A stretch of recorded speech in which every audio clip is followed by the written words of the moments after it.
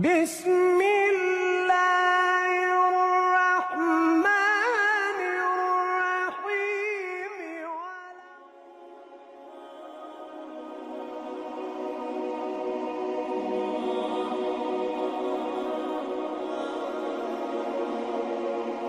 السلام علیکم ورحمۃ اللہ وبرکاتہ۔ معزز ناظرین کرام، دنیا کے تخت بدل جاتے ہیں مگر دلوں پر حکومت صرف اللہ کے بندے کرتے ہیں۔ دل وہی روشن ہوتا ہے جو اللہ کے ذکر سے زندہ ہو۔ انسان کی اصل شان دولت یا عہدہ نہیں بلکہ انصاف، حلم اور تقوی ہے۔ اللہ ہمیں ان بندوں میں شامل کرے جن کے دل ایمان سے آباد رہتے ہیں اور جو عدل و محبت کے سفیر ہوتے ہیں۔ اے اللہ، ہمیں سچ بولنے کی، عدل پر قائم رہنے کی اور امت کو جوڑنے کی توفیق عطا فرما۔ ہمارے دلوں کو نفاق سے پاک فرما اور ہمیں حق کے راستے پر استقامت عطا فرما، آمین یا رب العالمین۔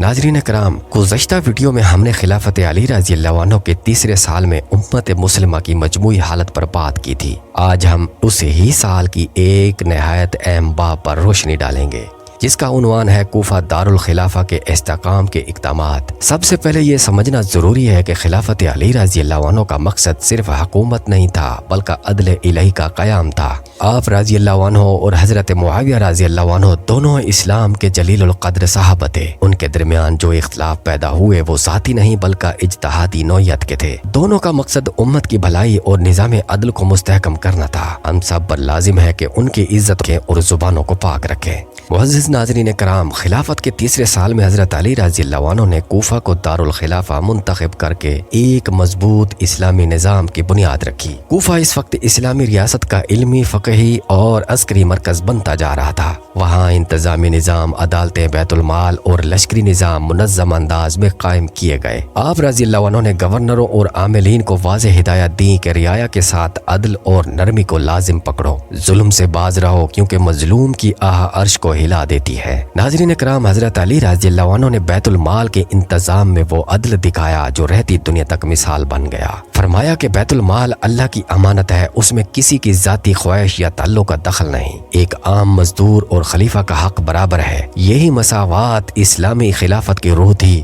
آپ رضی اللہ عنہ نے کوفہ کے بازاروں میں باقاعدہ نگرانی کا نظام قائم کیا تاکہ سود، دھوکہ اور ذخیرہ اندوزی کا خاتمہ ہو سکے۔ لوگوں کو ایماندار تجارت اور سچائی کی تلقین کی اور فرمایا کہ تاجروں کی دیانت امت کی معیشت کو برکت دیتی ہے۔ ناظرین کرام، تعلیم و تربیت کے میدان میں بھی کوفہ کو مرکز بنایا گیا۔ حضرت علی رضی اللہ عنہ کے زمانے میں قرآن و حدیث کے حلقے قائم ہوئے۔ نوجوانوں کو علم دین، شجاعت اور تقوی کی تربیت دی جانے لگی۔ یہی وہ نسل تھی جس نے بعد میں اسلام کے پیغام کو دنیا کے کناروں تک پہنچایا۔ حضرت علی رضی اللہ عنہ کے قریبی رفقا میں کئی جلیل القدر صحابہ اور تابعین شامل تھے جو کوفہ میں علم و عدل کے چراغ جلا رہے تھے۔ آپ رضی اللہ عنہ نے فرمایا کہ ریاست تب مضبوط ہوتی ہے جب دل اللہ کے خوف سے بھرے ہوں، اسی لیے ہر فیصلہ تقوی اور انصاف کے ترازو پر تول کر کیا جاتا۔ ناظرین کرام، کوفہ دارالخلافہ کا استحکام صرف عمارتوں یا فوجی طاقت سے نہیں تھا بلکہ کردار، علم، عدل اور ایمان کی بنیاد پر تھا۔ حضرت علی رضی اللہ عنہ کی حکمت عملی یہ تھی کہ رعایا کے دلوں میں اعتماد پیدا ہو اور لوگ عدل کی پناہ میں سکون محسوس کریں۔ آپ رضی اللہ عنہ فرمایا کرتے تھے کہ حکومت کفر پر تو قائم رہ سکتی ہے، ظلم پر نہیں۔ یہی جملہ ان کے نظام حکومت کی روح تھا۔ آپ رضی اللہ عنہ کا عدل ایک ایسا سایہ تھا جس کے نیچے کمزور بھی محفوظ اور طاقتور بھی ذمہ دار تھے۔ کوفہ میں امن و نظام قائم کرنے کے لیے آپ رضی اللہ عنہ نے افواج کی تنظیم نو کی، سرحدوں کی حفاظت کے ساتھ ساتھ داخلی استحکام پر بھی توجہ دی۔ ہر سپہ سالار کو تقوی، وفاداری اور عدل کی وصیت فرمائی۔ معزز ناظرین کرام، تیسرے سال خلافت میں حضرت علی رضی اللہ عنہ کو یہ اقدامات امت کے لیے مشعل راہ بن گئے۔ آپ رضی اللہ عنہ نے دکھایا کہ اسلامی حکومت کی بنیاد صرف طاقت نہیں بلکہ عدل اور ایمان ہے، وہ عدل جس کی خوشبو آج بھی تاریخ کے صفحات سے آتی ہے۔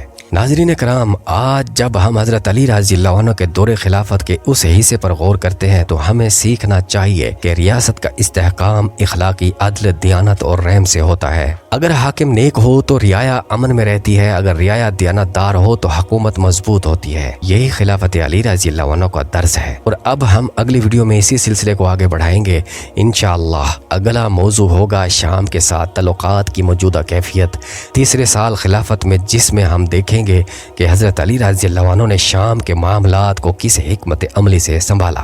اور امت کے اتحاد کے لیے کیا تدابیر اختیار فرمائی تھی۔ ناظرین کرام، اگر آپ کو یہ ویڈیو پسند آئی ہو تو اسے لائک کریں، دوستوں اور اہل خانہ کے ساتھ ضرور شیئر کریں۔ آپ کے تبصرے ہمارے لیے حوصلے کا باعث ہے، اور چینل حق آواز اردو کو سبسکرائب کرنا مت بھولیے۔ آپ کی سپورٹ ہی دین کی آواز کو زندہ رکھتی ہے۔ اور آخر میں ایک پیاری سی نصیحت ضرور نوٹ فرما لیجئے گا، اے ایمان والو، دوسروں کے لیے آسانیاں پیدا کرو، سختیاں نہیں۔ اللہ تمہیں آسان راستے دکھائے اور تمہاری زندگیوں کو خیر و برکت سے بھر دے۔ آمین ثم آمین یا رب العالمین۔ والسلام علیکم ورحمۃ اللہ وبرکاتہ۔